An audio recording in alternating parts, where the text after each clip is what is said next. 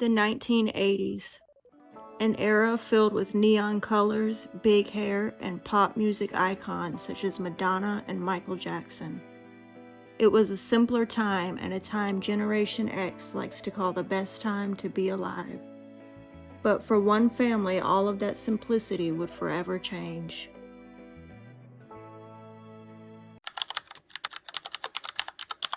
Anthonette Christine Cayedito was born on December 25, 1976 in Gallup, New Mexico.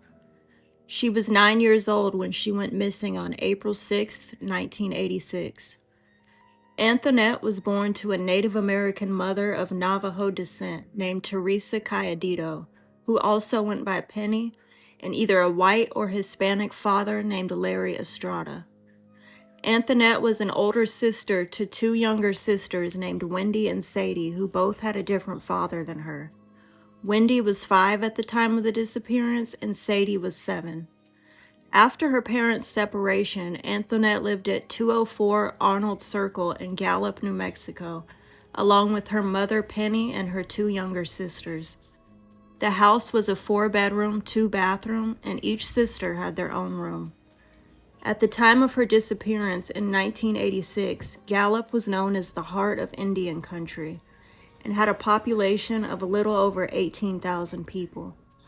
As of today, it still has a serious crime problem, and in 2012, violent crime was nearly 5 times the national average.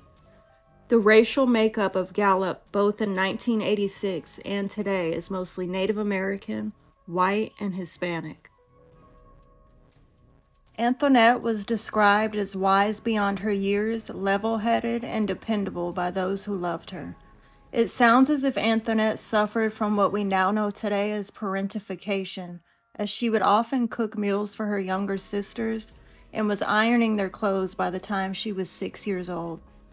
Her sister fondly remarked that she had a caregiver's heart, and her father also remarked that she was 9 going on 15.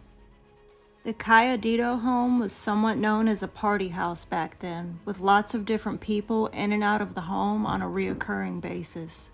Anthonette was given the affectionate nickname of Squirrel by her family, and was described as a beautiful little girl with dark features, having long brown flowing hair and brown eyes, and also with moles on her cheeks and nose.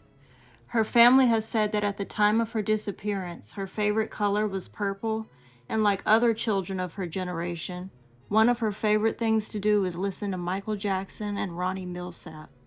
Her family has also said that she showed a particular enjoyment for her weekly Bible study lessons and that she was devoted to her religious faith.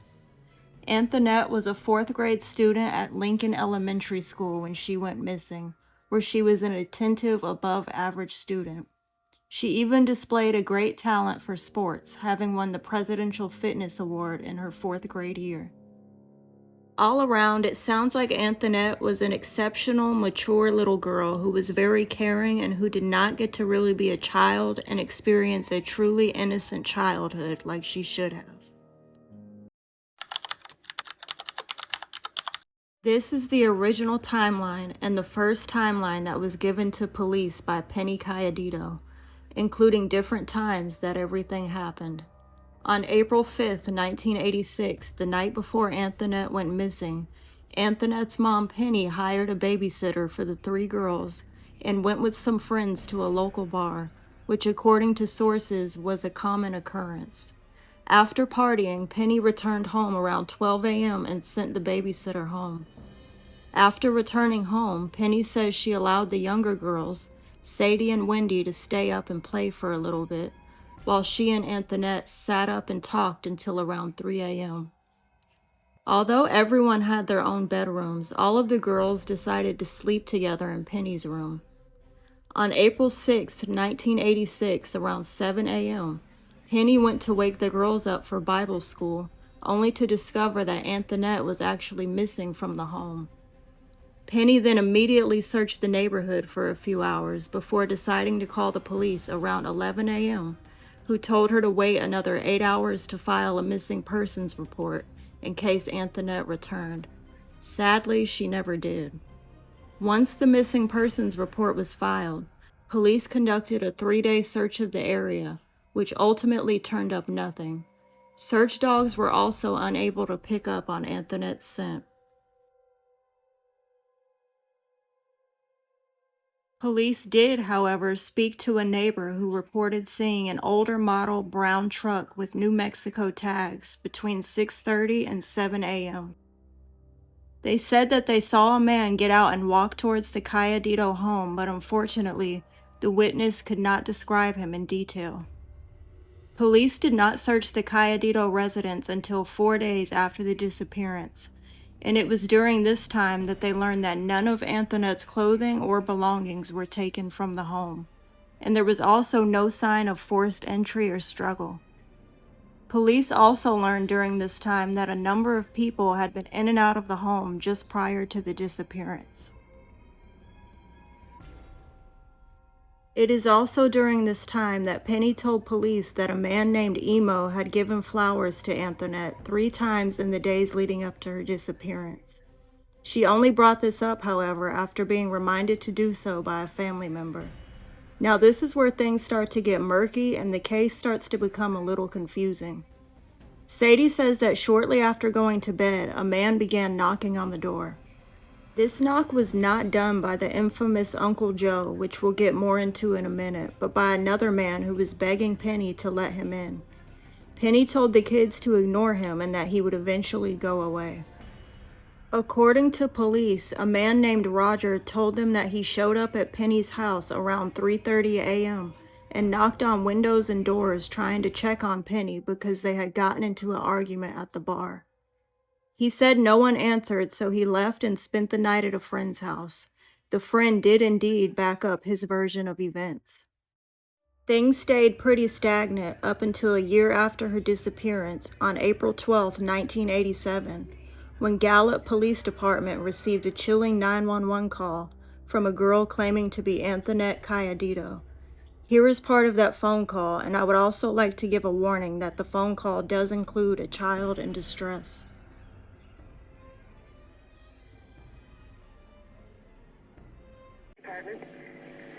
Hello. I'm Anthonette Cayedito. Okay, whereabouts in Albuquerque? Hello? Anthonette, where are you? Anthonette? Hello? Upon hearing the phone call, Penny strongly believed that this was her daughter's voice, due to the accent and the pronunciation of the last name. Some people may be wondering, if the call came from Albuquerque, why would the caller call the Gallup Police Department instead of the Albuquerque Police Department? This, however, is not strange to me, because during those times it was not uncommon for kids to memorize their local police department's phone number, and Gallup would have been Anthonette's local police station. I've read countless comments in regards to this case about how schools and parents back then would drill these local police numbers into their kids' heads. In 1991, 5 years after Anthonette's disappearance, her younger sister Wendy, who was now 10 years old, came forward to police and told them that on April 6, 1986, she heard a second round of knocking at 3 a.m. Wendy told police that Anthonette, who was still awake at the time, asked who it was, to which the man replied back, "Uncle Joe." Once Anthonette answered the door, Wendy said that she was immediately grabbed by 2 men while kicking and screaming. The 2 men then forced her into a waiting brown van and drove off with her. Wendy said that she did not recognize either man and that she was previously scared to come forward because she did not want to upset her mother and she did not think that she would be believed. It is important to note, however, that Sadie says she does not remember a second knock happening that night, and Penny never mentioned a second knock on the door until 1994 when she was interviewed by the F.B.I., both of which we'll get more into later in the video. Between April 1986 and November of 1989, there were several alleged sightings of Anthonette, but the alleged sighting of her in 1991 is the one that is most often talked about. In 1991, 5 years after her disappearance, a waitress at a Carson City, Nevada diner claimed she saw Anthonette in the company of an unkempt couple. According to the waitress, the teenage girl would repeatedly and purposely knock her utensils on the floor in order to get the waitress's attention. Once the waitress would bend down to pick up the utensils, the girl would grab her hand and squeeze it. After the trio left, the waitress began cleaning the table, only to find a napkin under the plate that the girl had been eating from. The napkin had writing on it that said, "Help me, call the police." Anthonette would have been around 14 or 15 during the time of this sighting, and most people, including the waitress, strongly believed that this sighting was indeed of Anthonette. This was part 1 of the Anthonette Cayedito disappearance. In part 2 of the next video, we'll be talking about Penny's 1994 FBI interview and the updated timeline, theories, and the effect Anthonette's disappearance has had on her sister since she disappeared. Thank you for watching, and if you have any information regarding the disappearance of 9-year-old Anthonette Cayedito, please call the Gallup, New Mexico Police Department at 505-863-9365.